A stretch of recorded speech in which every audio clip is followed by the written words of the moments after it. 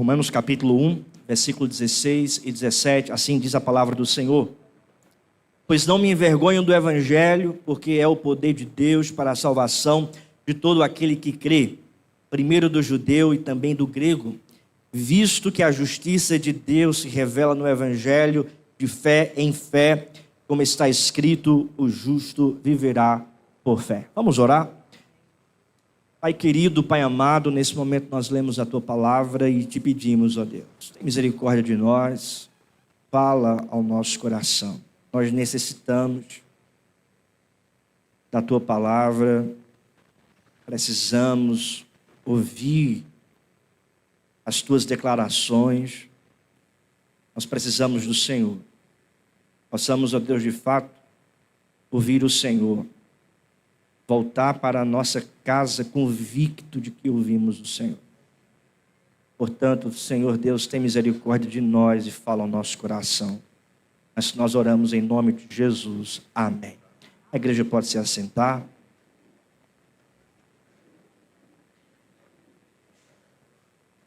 No dia 31 de outubro de 1517, um monge agostiniano chamado Martinho Lutero fixou na porta da catedral da igreja de Wittenberg, na Alemanha, suas 95 teses, protestando assim contra a igreja católica romana que vendia indulgências, vendia o perdão de pecados, vendia a salvação, vendia a libertação da alma do purgatório para entrar no reino de Deus.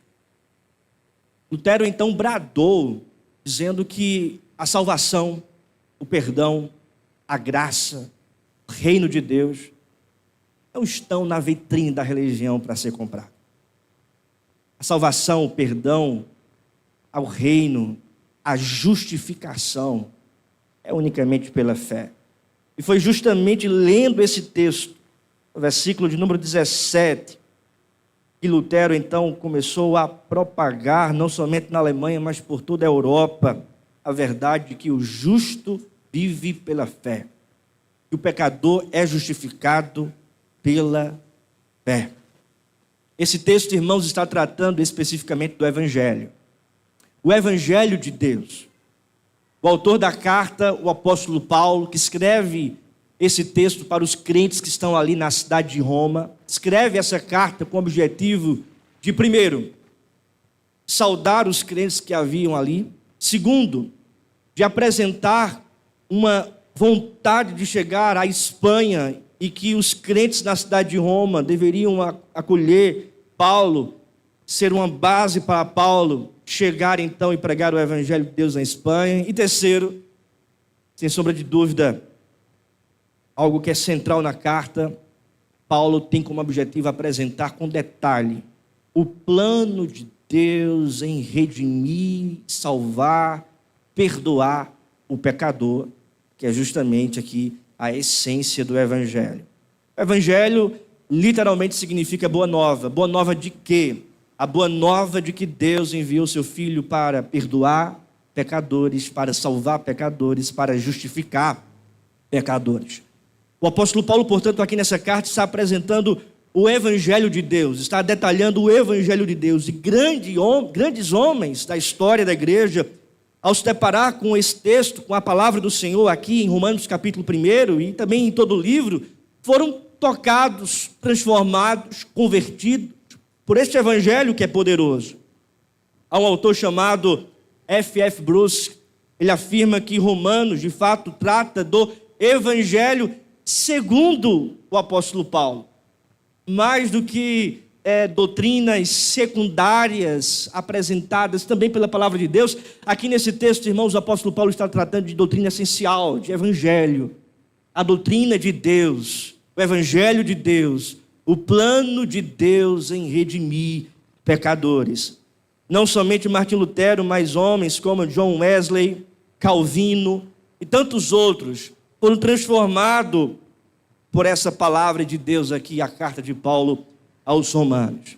Paulo, portanto, está apresentando o Evangelho, vai detalhar o Evangelho, e ele já apresenta esse assunto logo no capítulo 1, versículo 1. Se você atentar aí para a sua Bíblia, Veja o que diz a palavra de Deus: Paulo, servo de Jesus Cristo, chamado para ser apóstolo, separado para o evangelho de Deus, o qual foi por Deus outrora prometido por intermédio dos seus profetas nas Sagradas Escrituras, com respeito ao seu filho, o qual, segundo a carne, veio da descendência de Davi e foi designado filho de Deus. Ou seja, o apóstolo Paulo, portanto, está apresentando aqui, irmãos, já de imediato o evangelho de Deus. Ele sauda a igreja, ele glorifica a Deus por essa igreja, que são as ações de graças, a partir do versículo número 8. E no versículo 16, então, ele apresenta novamente o tema da carta, que é justamente o evangelho. Essa boa nova de Deus ter enviado seu Filho para justificar pecadores mediante o sangue dele. E é justamente isso que ele diz no versículo 16: pois não me envergonho do evangelho. O evangelho de quem? O evangelho de Deus, apresentado no versículo 1 do capítulo 1. É esse evangelho que o apóstolo Paulo, portanto, está aqui em mente. O apóstolo Paulo, portanto, está aqui apresentando, que o apóstolo Paulo, portanto, está aqui falando, o evangelho de Deus. Ele diz que não se envergonha, tendo em vista, irmãos, quatro razões. Por que ele começa dizendo que não se envergonha? Primeiro, porque o evangelho era identificado como um carpinteiro judeu que fora crucificado. Ou seja, para o tempo, para as pessoas daquela época, o evangelho se comparava apenas a um carpinteiro que foi crucificado e era repudiado, não apenas pelos gregos, mas também por romanos, ali no primeiro século. Segundo, Paulo não se envergonha do evangelho. Isso foi muito importante ele dizer, porque naquela época, como ainda hoje, os sábios do mundo nutriam desprezo pelo evangelho. Os sábios do mundo nutriam desprezo pelo evangelho. O apóstolo Paulo, portanto, vai dizer que não se envergonha do evangelho, embora muitos sábios, sofistas gregos, e Paulo fala isso na sua carta aos Coríntios, no capítulo 1, esse evangelho, por mais que seja loucura para o mundo, para nós é poder de Deus. Para nós é poder de Deus. Terceiro, porque o evangelho centralizado na cruz de Cristo era visto como desdém, tanto por judeus como por gregos. E é por esta razão que Paulo começa dizendo que não se envergonha do evangelho. E quarto, porque o evangelho, aqui pregado por Paulo, mostra a verdade também, que por causa desse evangelho, Paulo havia enfrentado muitas adversidades. O apóstolo Paulo foi perseguido em Damasco, teve que sair às pressas, senão seria ali martirizado. O apóstolo Paulo passou por prisões, foi preso por causa do evangelho na cidade de Filipos, juntamente com Silas, foi preso em Jerusalém 2 vezes, foi deportado para Roma, passou por um naufrágio, passou por privações, provações, por causa do evangelho. No entanto, a despeito dessas adversidades, o apóstolo Paulo aqui, irmãos, é enfático em afirmar que ele não se envergonha do evangelho. Ele apresenta o evangelho. Ele diz por que não se envergonha do evangelho. E é sobre essa verdade, meus irmãos, que eu gostaria de tratar nessa noite, o evangelho de Deus. E em primeiro lugar, o evangelho tem a sua origem em Deus. Veja o que diz o texto, versículo 16. Mantenha a sua Bíblia aberta ainda nesse texto. Vamos ler juntos em a sua voz. Pois não me envergonho do evangelho, porque é o poder de Deus para a salvação de todo aquele que crê, primeiro do judeu e também do grego. O apóstolo Paulo, meus irmãos, está apresentando a verdade de que este evangelho de Deus, ele é de Deus porque ele tem a sua origem em Deus. Veja o que Paulo diz: eu não me envergonho do evangelho porque é o poder de Deus para a salvação de todo aquele que crê. Ou seja, é o poder de Deus, é algo que vem de Deus, é algo que tem a sua origem em Deus, é algo que tem a sua natureza em Deus, é algo que tem a sua fonte em Deus, é algo que vem do alto. Não é o evangelho o poder do homem, não é o evangelho o poder de uma denominação, não é o evangelho o poder de uma religião, não é o evangelho o poder de um pecador, mas é o evangelho o poder de Deus. Isto é, o evangelho tem a sua origem em Deus. O evangelho tem a sua origem em Deus, vem de Deus. A mensagem do evangelho não é uma palavra de César. A mensagem do evangelho é uma palavra que vem de Deus, que vem do Filho de Deus. O evangelho, meus irmãos, não emana da terra, mas do céu. Não procede de homens, mas de Deus. Não é fruto da elocução humana, mas é revelação divina. E o apóstolo Paulo, irmãos, fala sobre isso também, escrevendo a sua carta aos Coríntios, capítulo 2, versículo 1, Paulo diz: eu, irmãos, quando fui ter convosco, anunciando-vos o testemunho de Deus, isto é, o evangelho de Deus, não o fiz com ostentação de linguagem ou de sabedoria, porque decidi nada saber entre vós, senão a Jesus Cristo e este crucificado. E Paulo é enfático dizer: eu, irmãos, quando fui ter convosco, anunciando-vos o evangelho que vem de Deus, o testemunho de Deus. O apóstolo Paulo aqui, irmãos, portanto, está apresentando nessa carta para os leitores romanos e também para nós, que o evangelho é uma intervenção do Senhor. Ele vem de Deus para nós. Ele é uma ação divina para a nossa vida. É por esta razão, meu querido irmão, que esse evangelho aponta para o amor gracioso de Deus. Porque, veja, se é uma ação de Deus, não é uma ação em resposta à ação humana, mas é uma ação incondicional, é uma ação graciosa, é uma ação que não depende do homem, que não depende do pecador. Ou seja, o evangelho vem de Deus, parte de Deus incondicionalmente. Incondicionalmente. É por essa razão que a gente lembra do que diz a palavra do Senhor em 1 João 4,19, ele nos amou primeiro. Não foi primeiramente a igreja, ou o pecador, ou nós que estamos aqui, que nos aproximamos a Deus, então Deus veio até nós com o seu evangelho. Não, pelo contrário. Nós estávamos perdidos, longe de Deus, desprovidos da verdade, da realidade que vem do Senhor. Caminhávamos segundo o caminho deste mundo, as ilusões mundanas. Éramos, por natureza, filhos da ira, inimigos do Senhor. Militávamos contra a vontade dEle, o reino dEle, a verdade dEle, a lei dEle. Estávamos longe de Deus. No entanto, Deus amou o mundo de tal maneira que deu seu Filho unigênito, para que todo aquele que nele crê não pereça, mas tenha a vida eterna. É uma ação divina. Vem primeiramente dele. Estávamos longe de Deus, mas diz a palavra que ele prova do seu próprio amor para conosco, pelo fato de ter Cristo morrido por nós, sendo nós pecadores. Estávamos longe de Deus, mas ele veio até nós. Desprovidos da verdade, destituídos da presença de Deus, trilhávamos o caminho da morte eterna por causa dos nossos próprios pecados. Mas diz a palavra que Deus, em sua grande misericórdia e com o seu amor com que nos amou, ele enviou seu Filho para morrer pelos nossos pecados, para derramar o seu sangue para nos purificar de todos os nossos pecados. E pela obra de Jesus, pelo evangelho que vem de Deus, nós somos perdoados, nós somos justificados, nós somos sarados, nós somos santificados, nós somos perdoados por causa do evangelho que tem a sua origem em Deus. Segunda verdade, meus irmãos, o evangelho é o poder de Deus para a salvação. Além de primeiramente ter a sua origem em Deus, segundo, o evangelho é o poder de Deus para a salvação. Veja o que diz o texto ainda no versículo 16: pois não me envergonho do evangelho, porque é o poder de Deus para a salvação.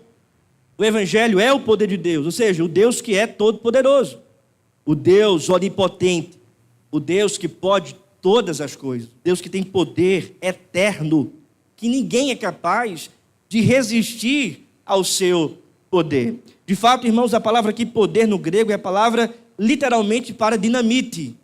Ou seja, é a palavra que descreve esse poder avassalador, e talvez o apóstolo Paulo pensou aqui na palavra que pudesse mais descrever um poder, mais descrever algo poderosamente.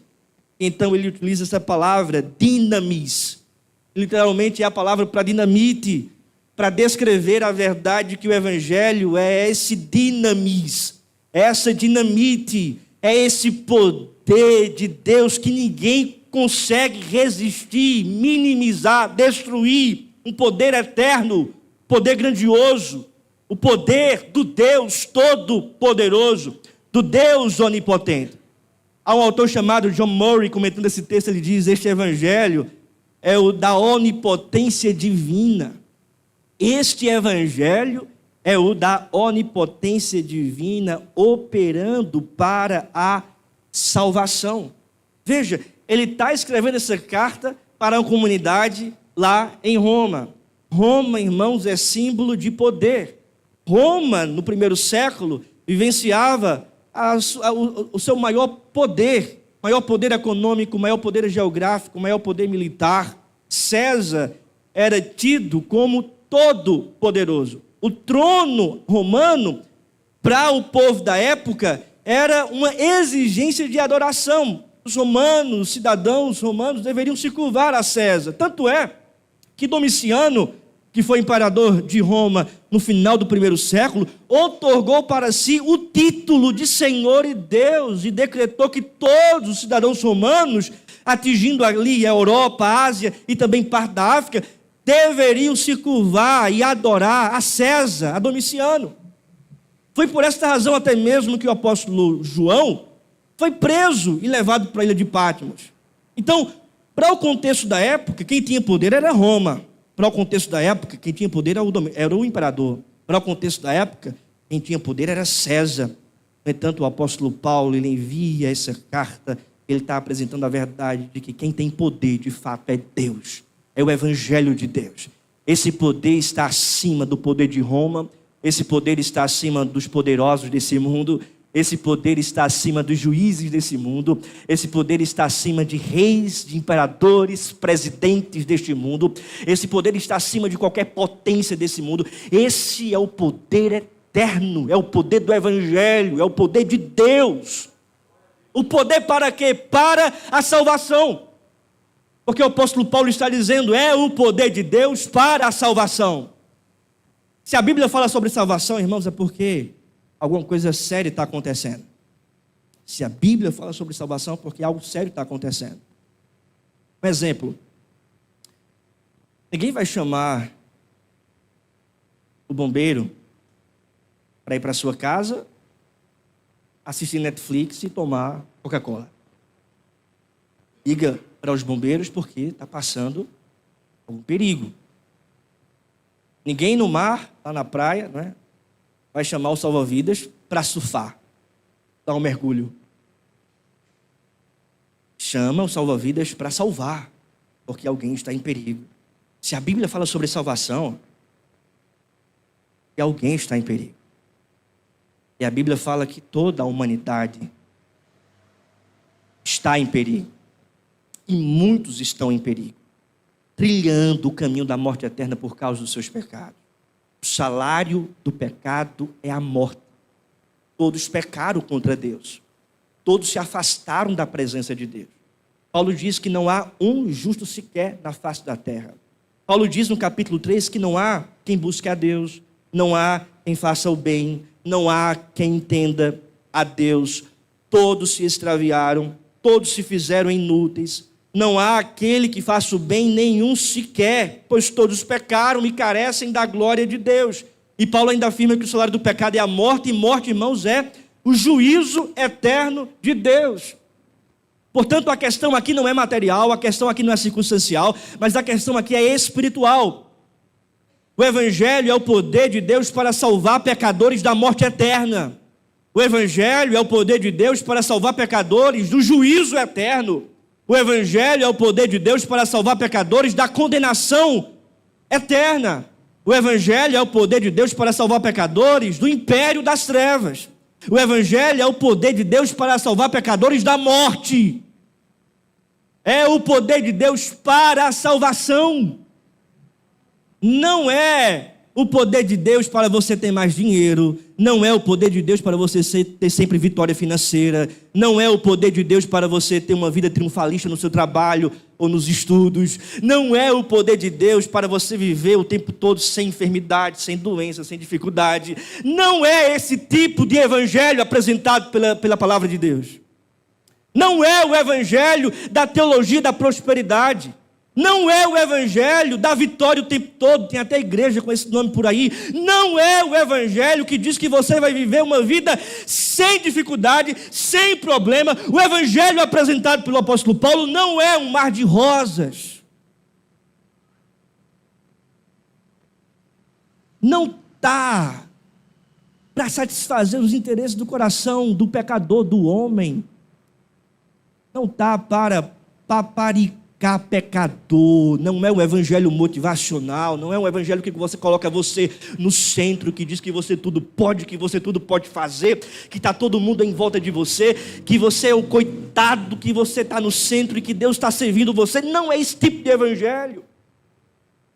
Meus irmãos, nós não cremos no evangelho motivacional, nós não cremos no evangelho coach que tem sido propagado nos nossos dias, nós não cremos no evangelho da teologia da prosperidade, nós não cremos no evangelho triunfalista que muitas igrejas têm também propagado nos nossos dias, nós não cremos no evangelho, irmãos, do toma lá da cá, nós não cremos no evangelho de barganha, nós não cremos nesse tipo de evangelho falso.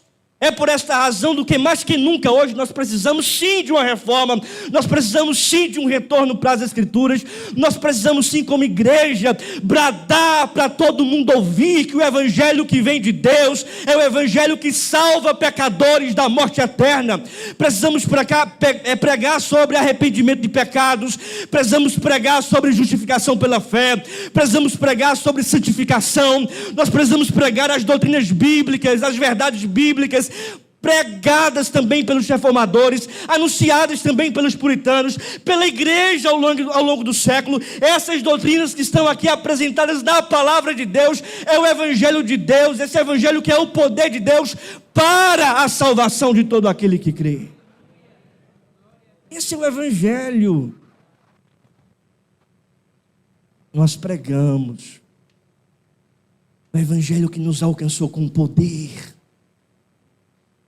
por graça, com intervenção eficaz.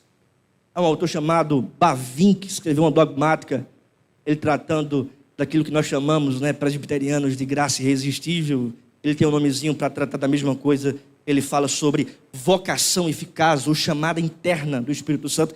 Ele afirma, irmãos, que quando o evangelho de Deus chega em nosso coração, pela instrumentalidade do Espírito Santo, ninguém pode resistir. Graça irresistível, poder eficaz do Espírito Santo. Loucura para o mundo, mas para nós poder de Deus. É o evangelho que é poderoso para salvar pecadores, para transformar pecadores, para redimir pecadores, assim como nos salvou, assim como nos redimiu, assim como nos perdoou. Sem sombra de dúvida, se você lembrar do momento em que você foi chamado pelo Espírito Santo de Deus a crer no Senhor Jesus, a confessar os seus pecados, você lembra desse dia. Talvez você pudesse agora recordar e lembrar de que esse evangelho, pela instrumentalidade do Espírito, quando ele chegou no seu coração, você não conseguiu resistir. Você teve que se dobrar. Até mesmo o apóstolo Paulo teve que se curvar. E olhe, o apóstolo Paulo era fariseu, era da tribo de Benjamim, perseguia a igreja de Cristo, filho acadêmico de Gamaliel, um dos grandes ali no sinédrio, no judaísmo, um homem soberbo, orgulhoso. Para o tempo daquela época, para aquele tempo, alguns podiam dizer: Paulo jamais se curvaria a Cristo, jamais seria transformado por Cristo. Um homem sem solução para a perspectiva humana. No entanto, lá em Atos capítulo 10, no caminho para Damasco, Jesus Cristo aparece para ele e diz: Saulo, Saulo, por que me persegues? Acabou para Saulo, que é o Paulo. Acabou para ele. Acabou. A única alternativa dele foi se render a Cristo. Não tem quando você joga xadrez. Para quem gosta, vai entender. Está lá o tabuleiro de xadrez e você está jogando xadrez, mexendo lá o peão, bispo, cavalo. Não é, João? Aí você faz tudo aquela estratégia. E se sua estratégia der certo, você vai dar um checkmate. O que é o checkmate? É colocar um cerco sobre o rei. Que ele não tem saída. Não tem alternativa. O evangelho é como esse checkmate. O Senhor Deus vem até nós com a sua palavra, com esse poder, e diz para nós: não temos saída. A nossa alternativa é se curvar àquele que é rei, aquele que é Senhor, aquele que é poderoso. Por quê? Porque o evangelho é o poder de Deus para a salvação. Terceira e última verdade, meus irmãos, o evangelho revela a justiça de Deus. Primeiramente, o evangelho mostra aqui que tem a sua origem em Deus. Segundo, esse evangelho, ele mostra também o poder de Deus para a salvação. E terceiro, esse evangelho revela a justiça de Deus. Olha aí para o texto, versículo de número 17. Eu gostaria agora que toda a igreja pudesse ler o versículo de número 17. Vamos lá?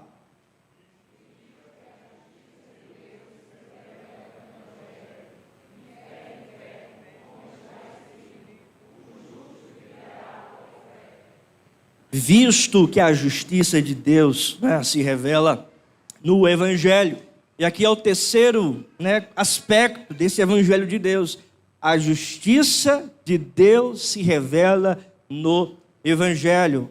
Isto é, o evangelho revela a justiça divina. A justiça divina.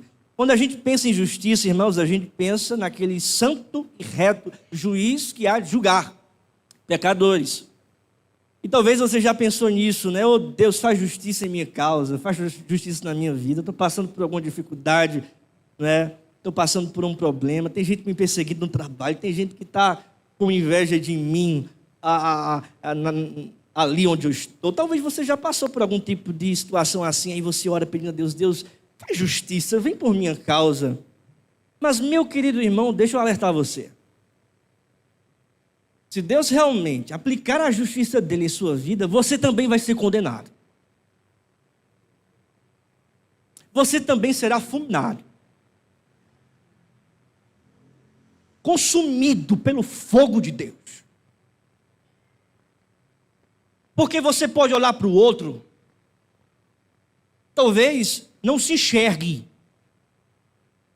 mas o evangelho apresenta não apenas o outro, mas que também você é pecador. Que você também está em débito para com Deus. De que você também pratica o mal. Talvez você diga: não, pastor, eu não sou uma pessoa tão má assim. A palavra de Deus diz, irmãos, que as nossas boas obras para Deus é como um trapo de imundície. O apóstolo Paulo aqui nessa carta afirma, irmãos, que aquilo que não provém de fé é pecado, é ofensa a Deus. E Paulo é enfático em afirmar no capítulo 3 que não há nenhum sequer que busque a Deus e não há nenhum justo. O que é que nós merecemos da parte de Deus? Juízo, condenação, a ira de Deus. A justiça, portanto, de Deus, se ela for aplicada em nós, vai condenar pecadores. E aí está o problema. Somos pecadores, Deus é santo, e por causa então da sua santidade, Ele há de julgar vivos e mortos e condenar ao inferno pecadores. O pecado é a desobediência a Deus, o pecado é não fazer a vontade de Deus, o pecado é ficar aquém da vontade de Deus, e todos nós somos pecadores, todos nós pecamos contra o Senhor, todos nós falhamos, todos os dias. O apóstolo João diz que aquele que diz não ter pecado, está fazendo de Deus mentiroso, e a verdade não está nele. O que nós merecíamos, irmãos, era a justiça de Deus. O que nós merecemos por causa dos nossos pecados é o juízo de Deus. Mas o Evangelho é a boa notícia de que Deus enviou seu Filho Jesus para receber o juízo em nosso lugar. O Evangelho é a boa notícia de que Deus enviou seu unigênito para receber a ira do Pai em nosso lugar. O Evangelho é a boa notícia de que o justo morreu pelos injustos para nos salvar dos nossos pecados e da morte eterna. O Evangelho é a boa notícia de que o Pai se compadeceu ainda assim de nós e enviou seu unigênito para morrer no Calvário em nosso lugar. É por essa razão que Paulo diz que o Evangelho revela a justiça de Deus. O justo indo receber a condenação do Deus justo pelos nossos pecados. Ele recebe, portanto, no Calvário os nossos pecados, os nossos erros, as nossas transgressões. Ele é moído pelas nossas iniquidades. O castigo que estava sobre nós foi sobre ele. Então Paulo declara isso, que a justiça de Deus se revela no Evangelho de fé em fé, como está escrito: o justo viverá por fé. Ou seja, pecador que crê em Jesus Cristo, no Cristo que veio para morrer pelos pecados, esse pecador então recebe a justiça perfeita de Cristo. Pela fé nós recebemos a justiça perfeita de Cristo. Pela fé nós recebemos a obediência perfeita de Cristo. Pela fé nós recebemos os méritos do seu sangue, que justificam o pecador de todos os seus pecados. Cristo recebe os nossos pecados e nós recebemos a sua perfeição. Cristo recebe os nossos pecados e nós recebemos a sua justiça. Cristo recebe os nossos pecados e nós recebemos a sua expiação. Cristo recebe os nossos pecados e nós recebemos o seu sangue. Gotas de sangue nos justificam de todos os nossos pecados. É por essa razão que ele diz: o justo viverá pela fé, por fé. Porque o pecador que crê no Senhor Jesus Cristo, ele é justificado de todos os seus pecados. O Pai então olha para esse pecador que tem fé em Jesus e diz: os seus pecados são perdoados porque Cristo morreu por eles. O Pai então olha para você que crê em Jesus Cristo e sabe quem ele vê? Ele não vê a sua vida deplorável, ele não vê os seus pecados, mas ele vê o sangue de Jesus Cristo. O Pai olha para a sua vida e por mais que o mundo tente te acusar dos seus pecados, por mais que Satanás tente lembrar do seu passado, por mais que as pessoas tentem colocar fogo sobre você, juízo sobre você, denunciando os seus erros, você lembra da verdade de que Jesus Cristo morreu por todos os meus pecados, pecados do passado, do presente, do futuro, e eu tenho fé nele. Nós temos fé em Cristo, ele é o nosso representante. Se quiserem se levantar para nos condenar, para levantar juízo, condenação sobre a nossa vida, a gente levanta as marcas do Calvário, as marcas de Cristo. Ele já morreu por todos os meus pecados, por todos os nossos pecados. É por isso que o apóstolo Paulo brada dizendo: nenhuma condenação há para aqueles que estão em Cristo Jesus. Eu concluo, meu querido irmão, essa mensagem fazendo alusão a um sonho que Martim Lutero teve. Um sonho. Nós somos presbiterianos. Não é nenhum tipo de revelação, nenhum tipo de mistério, apenas um sonho. E os historiadores então contam que nesse sonho Martim Lutero estava no tribunal de Deus. E diante de Deus o acusador, Satanás, apareceu, o acusando de todos os seus pecados. E aí Martim Lutero ficou muito angustiado, mas bastante angustiado, porque de fato toda aquela acusação era verídica, era verdadeira. Ele tinha culpa. No entanto, o advogado naquele tribunal entrou, que é Jesus Cristo. Martim Lutero então olhou para Cristo, contemplou o seu advogado e bradou dizendo: é verdade, todas essas acusações são verdadeiras, mas o sangue de Jesus Cristo me purifica de todos os meus pecados. Fiquemos de pé, irmãos, vamos orar.